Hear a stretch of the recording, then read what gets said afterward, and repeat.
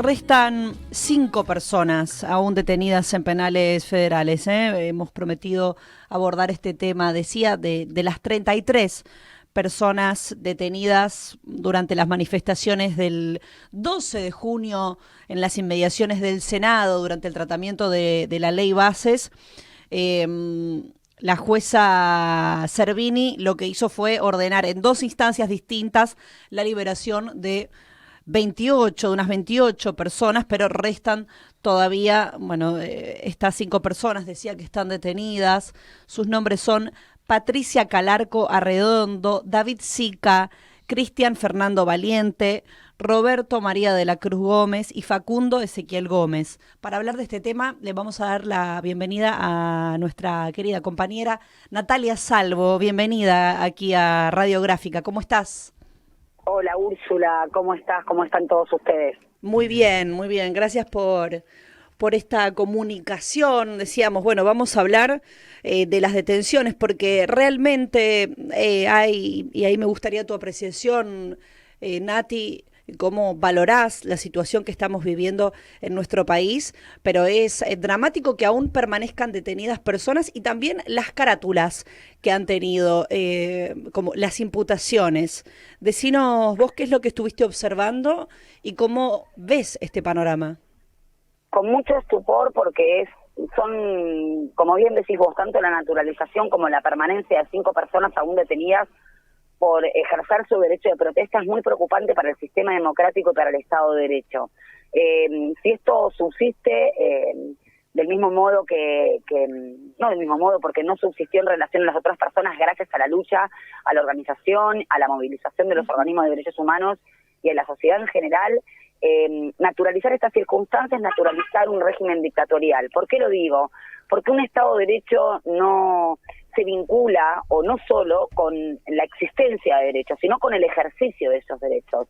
Y aquí no solamente tenemos una criminalización del derecho de protesta y de la libertad de expresión, sino una institucionalización de esa penalización. Claro. Porque tenemos a fiscales que han tomado como argumento para detener a estas personas un tuit del presidente en donde festeja la represión, en estos términos lo dice, donde vuelve a reflotar la teoría del enemigo interno porque habla de terroristas, y no solamente tomó esto como argumento, sino 2 tapas o 2 notas de 2 diarios que son de la prensa hegemónica que van en la misma línea, en el mismo sentido. Esto es la figura presidencial, pero además el mismo ministro de Justicia también lo dijo.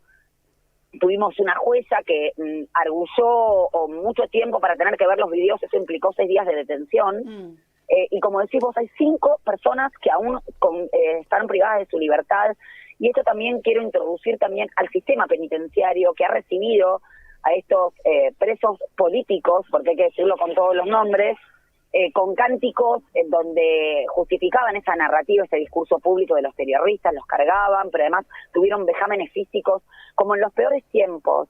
Tuvimos al alto comisionado de la ONU diciendo que en la Argentina no se respeta el derecho a la protesta y a la libertad de expresión, y en esto el Estado tiene una responsabilidad internacional. Pero a mí lo más peligroso que me parece es algo que ya viene desde un tiempo, ¿no? Que es el discurso público respecto de la legalidad. Los delincuentes son las personas que ejercen derechos constitucionales, y a ellos le van a descargar, entre comillas, todo el peso de la ley. Lo dijo la vicepresidenta al momento de desempatar los votos en la ley Bases. Una sociedad que trabaja, que era la que supuestamente no se había manifestado, y una sociedad de delincuentes. Entonces, identificar a la legalidad con un determinado sesgo ideológico, fascista, porque también hay que decirlo con todas las letras, es muy peligroso para la vigencia del sistema democrático de nuestro país. Además de todo esto, que me parece que, como vos decís, Nati, lleva un subrayado fundamental e importante. Las carátulas, sedición y terrorismo, ¿cuál es la diferencia técnica, formal, que se establece entre estas 5 personas que permanecen detenidas y las personas que ya fueron liberadas? Bueno, sedición es atentar contra el orden constitucional, ¿no? De hecho, hay una figura a nivel, o un artículo en la Constitución Nacional que así lo dispone. Por eso es tan grave el delito de sedición. Con respecto al terrorismo, ya ahí tiene que ser una organización criminal que tenga determinados propósitos desestabilizadores, y determinados modos, ¿no? Nosotros tenemos una ley antiterrorista y por algo también el proyecto de Patricia Bullrich que va en este sentido de reformular el concepto de terrorismo que uno tiene asociado a organizaciones que justamente no respetan ningún orden político, no respetan ningún orden institucional, se rigen por otros principios y atentan también con otra modalidad contra el orden democrático. Pero todas las modificaciones legislativas que van en este sentido, y si no las tienen, como por ejemplo respecto a la sedición, la identificación de ese concepto con el que protesta, eso es lo peligroso, la reformulación del concepto jurídico o la utilización de lo que antes era un subversivo hoy es el terrorista. ¿No? Y fíjate, subversivo es que se subvierte el orden constitucional, sin embargo lo utilizaba la dictadura. Entonces, 14 delitos se le imputaron inicialmente, y no sé si esto les hace acordar a algo, directamente a Jujuy, a Milagro Salas, donde de manera escalonada se establecían delitos para que siempre permanezcan presos, detenidos, privados de su libertad. En esos 14 delitos está obviamente la imposibilidad o atentar contra la autoridad, las lesiones, incitación a la violencia, intimidación, una batería de delitos que le caben, obviamente, si se quiere, de manera conjunta a una organización terrorista, y no siempre. Entonces, me parece que eso es lo peligroso, utilizar toda la escalada del Código Penal para disciplinar y que nadie se atreva en la próxima marcha a salir a reclamar. Esa es la finalidad. Claro. Y Natalia, Paulo, te hago una consulta. La semana pasada nosotros hablábamos acá con María Fernanda Pereira de la Asociación contra la Violencia Institucional y ella nos daba un dato, ¿no? De que los detenidos tenían que ver o responder, por lo menos en ese momento, a la justicia de la ciudad, ¿no? Y que después, con los tweets, el discurso del gobierno se trasladó a causas nacionales o a lo que está en las carátulas, ¿no? Me quedo preguntando, el Poder Judicial es un poder independiente de la República. ¿Cómo se está pronunciando? ¿Cómo cae eso en el Poder Judicial? ¿Cómo se pronuncia? ¿Hay voces para combatir estos abusos por parte del gobierno? ¿Cómo está adentro del Poder Judicial? Yo creo que, mira, voces hay muchísimas y son las mismas de siempre, las organizaciones sociales y fundamentalmente derechos humanos. Lo que pasa, Pablo, que esto es el famoso mecanismo del lawfare o la persecución judicial, o que llamaban las sótanos de la democracia, la judicialización de la política, que está vigente y nunca cesó, y está presente en todo el sistema de justicia. Y me refiero al Ministerio Público Fiscal, federal, por supuesto, me refiero a los jueces federales penales, que son los que entienden contra los delitos de la administración pública, y por eso lo que mencionabas vos y Úrsula, lo importante de la carátula, si es un delito federal, si no. Entonces, las voces creo que son las mismas de siempre.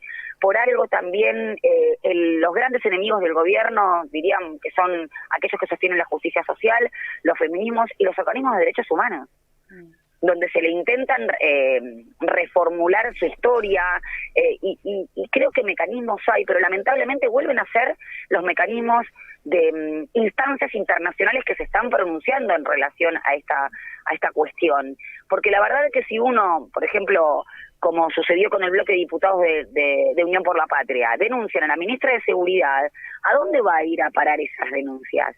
Ese es el tema. Hay varios fueros que están cooptados por el poder real a través de sus terminales políticas y judiciales, no sé, por caso, el fuero federal penal, el fuero contencioso administrativo. Fijémonos que hay una gran reforma a la ley de procedimientos administrativos en la ley de bases que tiene que ver, no que es la ley que rige, digamos, el poder ejecutivo, el funcionamiento del poder ejecutivo. Y por algo se está reformando, porque un gobierno que desprecia al órgano legislativo va a utilizar o va a intentar gobernar solo a través del Poder Ejecutivo y todas sus carteras ministeriales. Entonces, nada es ocioso en ese sentido. Creo que es la organización popular, la interpelación a ese Poder Judicial en su cabeza en la Corte Suprema de Justicia, como pasó en la ley del 2x1, para que sepan bien por dónde se tienen que pronunciar, y las instancias internacionales, y por supuesto la defensa cerrada,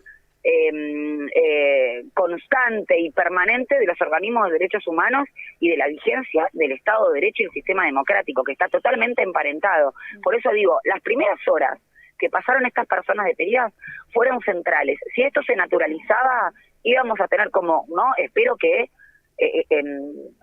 liberen inmediatamente a las 5 personas que quedan, porque naturalizar esto es naturalizar la dictadura a través del sistema judicial. Natalia, Leonardo Martín te saluda, ¿cómo andás? Hola Leonardo, ¿cómo estás? Bien, te quería preguntar tu visión sobre el rol, sobre el accionar de María Romilda Servini de Cubría, la jueza federal, que tenía, bueno, estas causas, y también del fiscal Stornelli, ¿no?, que es el que hace las acusaciones. Bueno, el fiscal Stornelli, ya lo sabemos, en la causa D'Alessio estuvo 8 meses rebelde, es decir, no se presentó a estar a derecho, despreció el llamado de la justicia para brindar declaración indagatoria, y lo que arguía en ese momento, porque a mí siempre me importan cuáles son los argumentos que blanden para no cumplir, ¿no? Claro. Porque esa es la narrativa que van a sostener. En este caso era que era una causa política. O sea, una barbaridad. Y ese mismo fiscal que no fue removido, ese mismo fiscal que permaneció, ese mismo fiscal que fue asistido por Comodoro Pi para sacarlo de la causa D'Alessio, ¿no?, y que no forme parte de la elevación al juicio oral, es el que ahora redobla la apuesta, que es claramente una terminal de ser poder real, y directamente llama terroristas a los manifestantes.